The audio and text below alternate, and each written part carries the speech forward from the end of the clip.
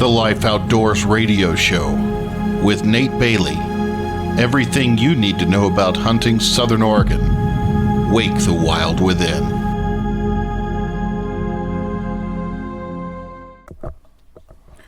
Welcome to the Life Outdoors Radio Show, where we speak life into and through the outdoors.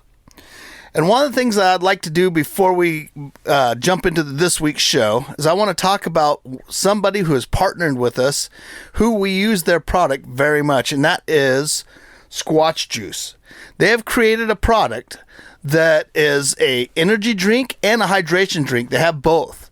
And we've been using energy drinks up in the mountains for the last 3 years, just kind of supplementing our coffee intake up there, and it's something that we like to do. It helps you focus and gives you a little bit of a pep, during those hard days when you've been hiking around and nothing's going on and you're just trying to stay after it. Sometimes a good energy drink will keep you going in the woods. Well, the one thing that we don't like is some of the stuff that they put in energy drinks. Some of these energy drinks aren't that good for you. And even if they put some good things in there, sometimes even just the coloring or the sweetener substitutes aren't that good for you. And so during the Portland show, we went up and we found this energy drink, and it's called Squatch Juice. And you can find it, go to squatchnut.com, or you could just type in Squatch Juice in Google and you'll find them. And then if you want to buy some, you could use our code. It's TLO20, and that'll give you some money off, and it kind of shows Squatch Juice that we are partnering with them. But one of the cool things about Squatch Juice is it is made from stevia. So it has a stevia for a sweetener, which is an all-natural sweetener, and it also is only made with all-natural flavors and all-natural colors. So the color is, you won't find Squatch Juice being a pretty color, like, a bright, brilliant color, unless the dehydrated flavorings and the dehydrated fruits are that color. So Squatch Juice will be whatever it is. But it is the tastiest, and they extract all of their caffeine from coffee and teas, so it's all natural caffeine. And we use it all the time up in the woods now. This is one of the things that we use to get rid of some of that acid that coffee has. Now, with that said, we're jumping right into the spring season. It seems like it crept up on us. It seems like it just came.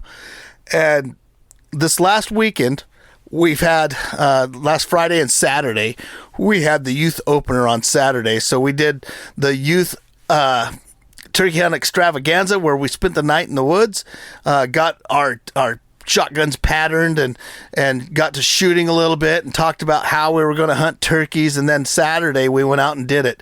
We had 4 youth hunters, and we had some pretty great success.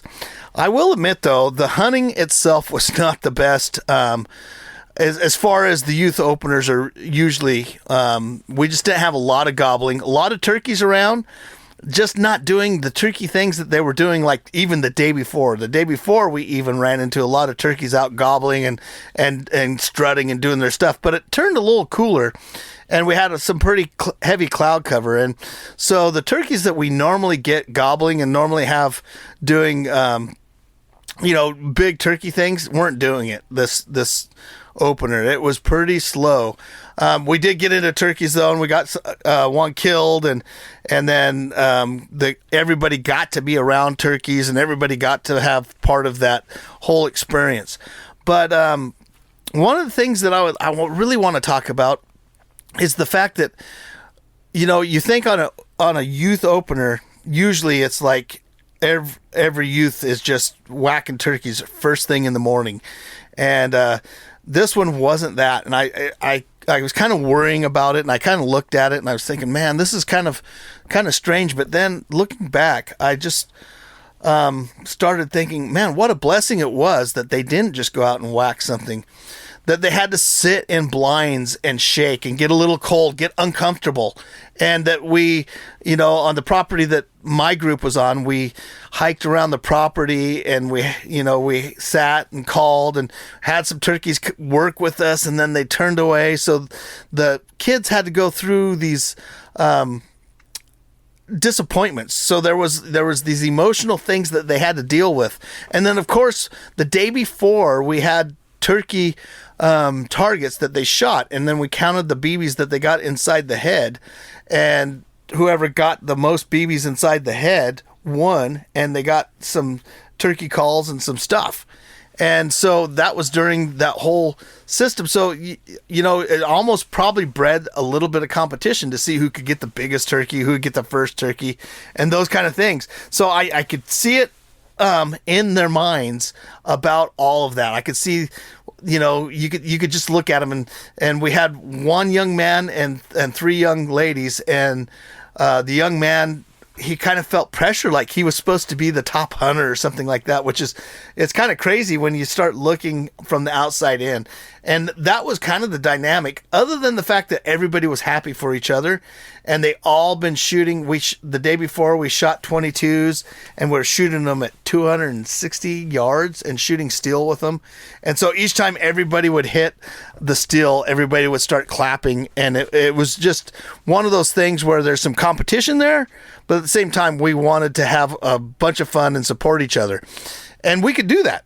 You could do that in this world. And that was probably one of the biggest takeaways, as I was looking at it and I was thinking, man, we were able to get all these people together who are total strangers. And by the end of this thing, they're all friends. And even right now, I see that we have a chat group between all of them, and they're still chatting and sharing pictures and showing. And I just wanted to sit back and think about how important the outdoors and hunting especially was to people this weekend. And that's why people were there. They were there for the hunting, but they did not realize what was actually going on.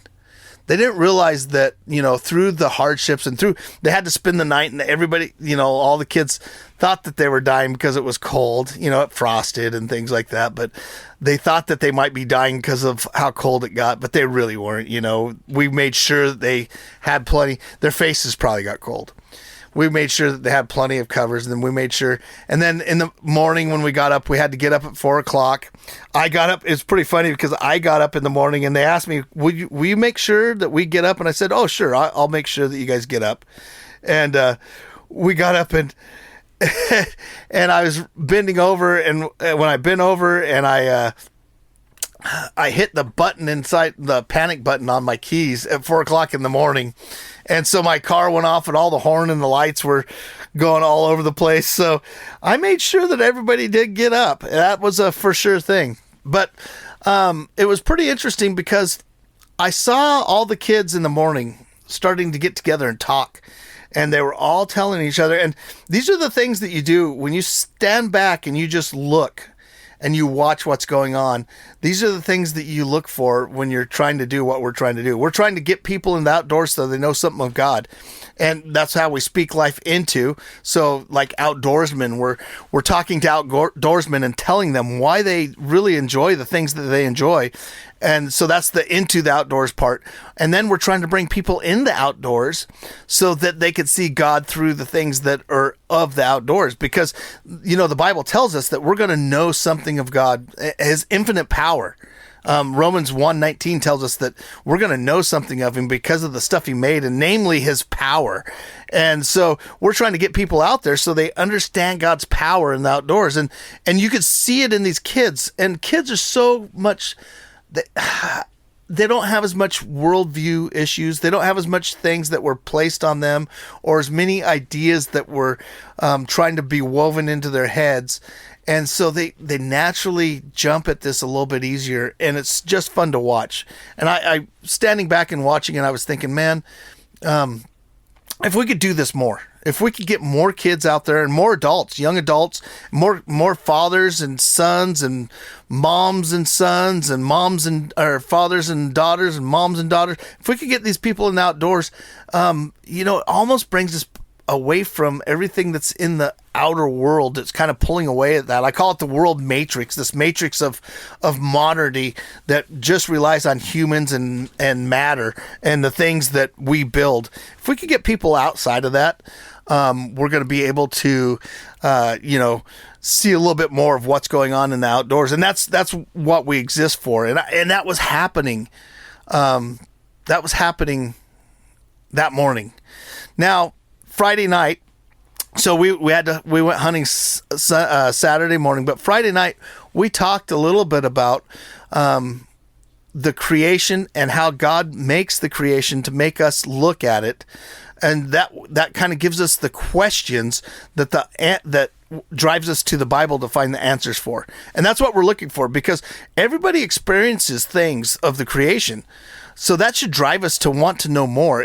So we know the what, but we don't know the ought. And the Bible tells us the ought, what we ought to think, what we ought to do about the things that we see and the things that we hear and the things that we smell, the things that we taste. That gives us the ought. And so when we were looking at this, I was watching these young people all experience that. When somebody get up in the morning, and one of the girls was she was 10, and there were some 17-year-olds there, and it's funny how older girls, young women I should say, at 17, just grab onto those younger girls and help them out. Anyhow, she went over and she was rubbing her shoulders, real vigorously, trying to warm her up. And I was thinking, this is what it's about. This is why we created the Life Outdoors, and this is why we're doing what we're doing. And then to see them encouraging each other, but also saying that they were going to be the ones shooting the biggest tom. So there was encouragement and some fun, competition going on. And so that was what was going on. I just stood back and I thought, man, if I could just do more of this, they're going to see God through this. And then they're going to have to ask the ought. And when they start doing that, then they'll start opening up His Word, and that's going to teach them that there is a lot of heart behind all the stuff that they're seeing and touching and smelling and tasting and feeling. There's heart back there, and that heart is Jesus Himself. So that was one of the big things that we did this weekend. And when we get back from the break, I'm going to talk a little bit more about this, because I saw something else, because I was able to take a family. I took everybody but the mom. I took all the kids and the father, and I was able to be around that. And they probably know just as much about turkey hunting than I do. But I was able to sit back and watch just the family dynamics and to see how the outdoors, how that shaped that family's life. And it's so cool to see that. It's so cool to see a dad that's taken and he shared that stuff with his kids, because he knows the importance of it, because he probably had a dad or somebody who was significant in his life to share it with him.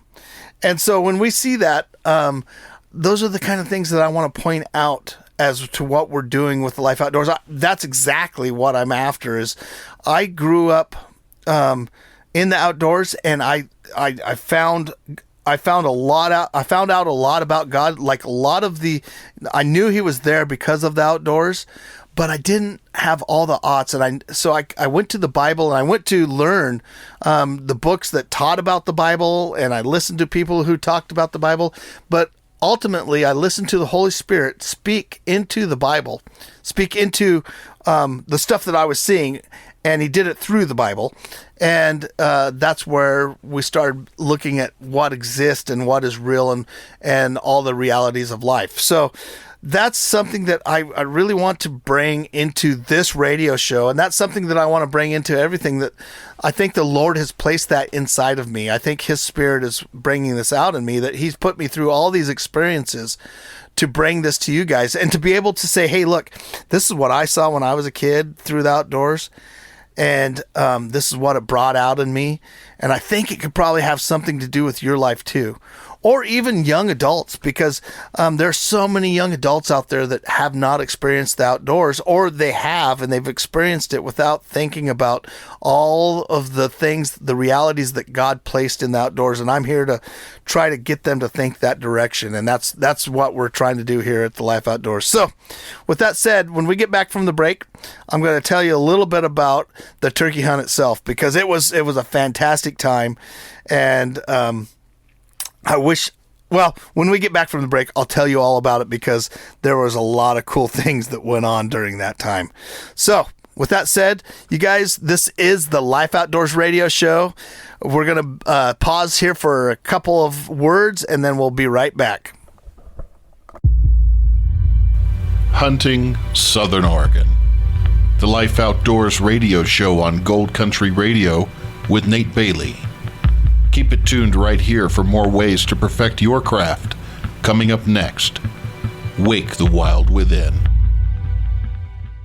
Want to get your business noticed? Sponsor a show on KKFO Gold Country Radio on 103.3 FM and create awareness through on-air announcements, our online stream at goldcountryradio.org, and our podcasts that live on forever. Your message reaches a broad local audience while also targeting listeners who choose to tune in to the shows they love. Plus, we promote your sponsorship across our website and social media. For more information, email goldcountryradio@gmail.com. Call 541-238-6989 or visit goldcountryradio.org. Gold Country Radio, your message heard locally and beyond.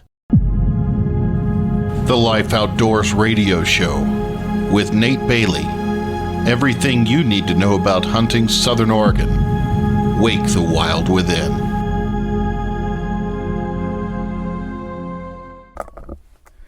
Welcome back. This is the Life Outdoors Radio Show, and I'd like to welcome you back from the break. And one of the things before we jump into the story about the turkey hunt that we had this last week, I want to remind you that you can head over to the lifeoutdoors.org, and that's the Life Outdoors, and the outdoors has a Z on the end, .org. And over there, you can find all sorts of things. We have just created a new program. It's called the Life Outdoors Guild. And what that is these are small group curriculums that you could take to your church, or you could take to a bow shop, a gun shop, a fishing store, and you could start creating a small group of your own that starts to speak life into and through the outdoors. That's our main purpose, is to share Jesus with people of the outdoors. So with that said, go over there, check it out. You could even become a partner and help sponsor us by buying a hat and wearing it and showing off the fact that you want to speak life into and through the outdoors. That's a big help to us. And you could also pray for us. Pray for the Life Outdoors as we spread the good news through the outdoors. And man, we just covet those prayers.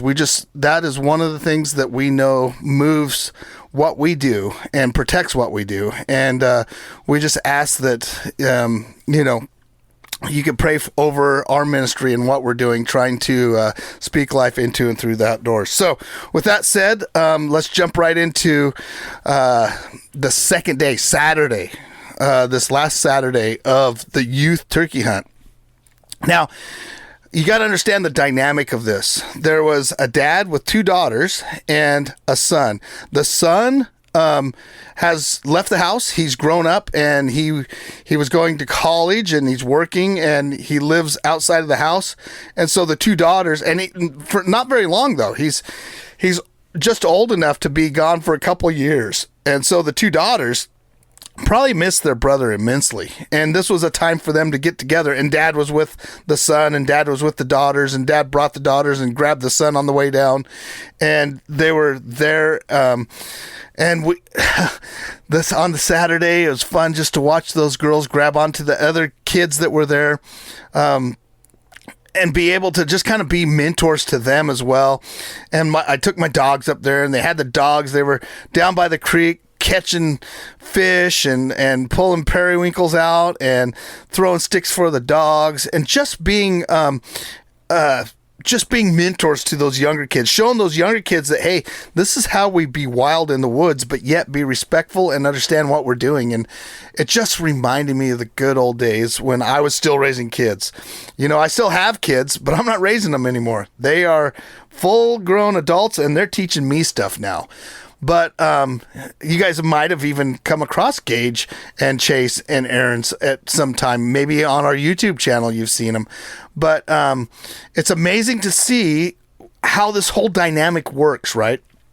So anyhow, I got these guys in tow. We're coming from camp. We go up to a place where I guide turkeys on, and it's got tons of turkeys on it. And I knew that there's going to be a lot of turkeys there. And as we get in there, I'm like, man, we got 5 people. We have a blind that we built. It's called the Shooting Shack up there. And it's probably 8 foot by 8 foot at the most. No, it's not even that. It's probably 6 foot by 6 foot. And I built it for like 3 people, not 5 adults. So I was like, well, guys, I don't know how we're going to do this. I think what we ought to do is we ought to go and sit in the brush over on the other side away from the blind, and we'll sit in there, and that's when we'll call turkeys, and we'll pull them in with the decoys. So we did that, and we had turkeys gobbling below us, and they came up around behind us. And the thing was, so the young man, the older brother, he couldn't shoot. So he had to sit in the brush, and he was sitting in the brush behind his sisters. And the only place left, because he put the sisters up front, was in the poison oak. And he knew exactly what it is. These guys were seasoned hunters. They've been in the woods quite a little bit. There wasn't a whole lot I could teach them. I was just providing a time and a place for them to be the family together. And so anyhow, I started looking at this, and I was watching them, and I watched him help set up his sisters, and he made sure that they were ready to go. And he killed a lot of turkeys in his life. You could tell by just the way he was acting. And he had a seat, like this backpack that had a seat in it for him. And so he sat down on that, and he was trying to fold all the poison oak underneath him, because he knew that he's probably going to get it, but he knew also he didn't want his sisters getting it. And so he set them up, and I sat back, and I was like, man, oh man, look how selfless. Dad was doing the same thing. Dad was back in the poison oak and getting the girls up front, making sure that they could, shoot from one side to the other, and making sure the decoys were in their right in the right place, and all this. And as I was watching this, I was thinking, man, that's a sign of what we're supposed to be doing as the church, right? And that's a really good sign is what men do. I was just sitting back and watching this. The guys were sacrificing themselves for the girls there. And I just thought, man, that is the coolest thing to see. And it comes natural to men who kind of listen to what their spirit tells them, and then have a spirit that's connected to the Lord especially. I don't know that I did it very good before I was connected to the Lord, but afterwards, man, I'm able to see those things inside when the Lord speaks to me to sacrifice myself to more and more. And to watch this from the background, it spoke to me that these guys are sacrificing everything that they're doing. They're sacrificing even getting poison oak for the girls. And I don't know if you know, like, family dynamics. It was cool because the night before, they're a wrestling family. So these kids were all part of a wrestling group, and it's cool to see because the girls were like wrestling with their brother, and I mean, it wasn't like just pushing each other around. They actually got wrestling where they were getting dirty, and Dad was wrestling with the girls and stuff. And you see this, so it's you understand the whole family dynamic there. Big brother was taking it easy on the girls because he could whoop up on them if he wanted to, but he was letting them go hard, and then he would assert some of his power over the top of them if they were doing something that he wasn't going to let them do. And then hold them, and then poke their chest just like a big brother would. But so you see all that dynamic, and then you see him the next day just grabbing these people, his sisters, and making sure that they're going to be successful over anything that he was concerned about himself. And I sat back and I thought, man, that is amazing. So with that, we were sitting there, and I was behind all this, and I was filming. And I had the camera, and basically Dad was running the show. He's probably killed more turkeys than I have. And anyhow, we're sitting there, and we have turkeys gobbling below us, and it was frosty, and the girls were getting cold, but you could tell that they'd had some time spent with them, because, even though they were cold, there wasn't any complaining, and there was some fidgeting, and Dad was like, girls, you can't be moving around, and oh, sorry dad, but it was so good to be around. It was such a good thing to be around. So the turkeys come in, and they come around us, and they're not even gobbling. We see them coming around us, and they come around the back end of us, and they didn't see us, thank goodness. They didn't see us. They didn't know we were there, but they didn't come the way that we thought they would. So we're like, oh man, if we were sitting in the shooting shack right now, we definitely could. We definitely could be. We could have shot those turkeys. And so we're like, well. I said, well, why don't you guys go get in the shooting shack, the four of you, and then I'll sit outside. And so we're doing that, and it's a couple hours later, and they're trying to sit in the shooting shack, and I'm texting Dad because I'm outside so I can see more than he can, and I'm like, I think there's some birds over here, and he's like, yeah, we could hear them in there, and then he texts me back, he's like, this is like a bull in a china closet. 4 people in here trying to be quiet in a wooden building is just not working out that well. And I said, we just gotta hold. We gotta stay here.